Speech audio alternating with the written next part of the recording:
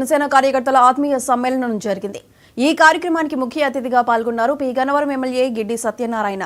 Deputy CM Pawan Kalyan ను ఆదర్శంగా తీసుకుని రాజకీయాల్లోకి వచ్చారని, ఆయన మీద నమ్మకంతో తాను చేస్తున్న ఉద్యోగాన్ని వదులుకొని పవన్ వెంట నడిచారని చెప్పారు. రాత్రి పగలు కష్టపడి పనిచేసి గతంలో ఎవరూ సాధించలేనంత మెజారిటీతో గెలిచారని తెలిపారు. జన సైనికులు అందరూ నాయకుల్లా పనిచేసి పార్టీ బలోపేతానికి కృషి చేయాలని సూచించారు. ఈ జనవరి నెలలోనే మన కోస్తా ప్రాంతంలో అంటే ఈ కోనసీమ ఏరియా పర్యటన ఉన్నదని చెప్పడం జరిగింది. ఈ కోనసీమ ఏరియాలో పర్యటనకు వచ్చినప్పుడు తప్పనిసరి మనం పెట్టుకుంటే అప్పుడు సార్ వస్తారు, మన ఆనందాన్ని కూడా తీరుస్తారు.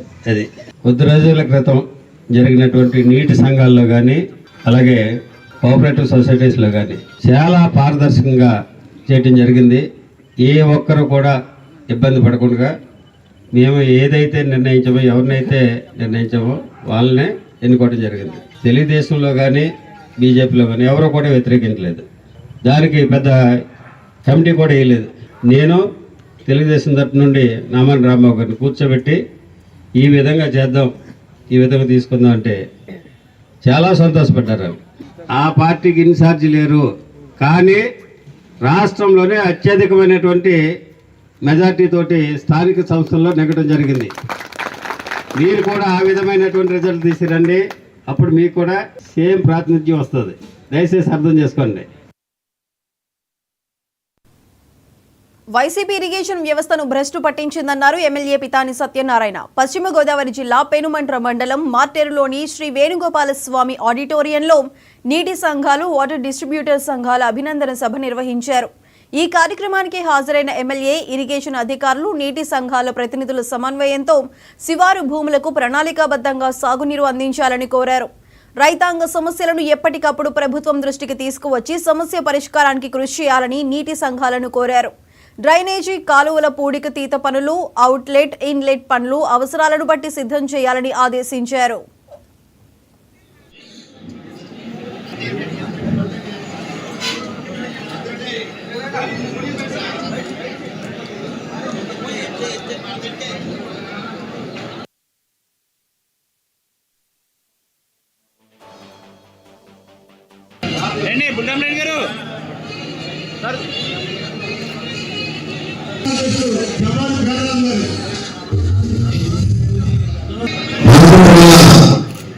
రైతులు కూడా ప్రజాస్వామ్యవాదిగా నీటి వినియోగదారులైన సంఘాలను కూడా పునర్నిర్మాణం చేయాలని జీవకాలను తీసుకురావాలని ఆలోచన చేసిన మన కూటమి ప్రభుత్వం హృదయపూర్వకంగా అభినందిస్తూ ఉన్నా.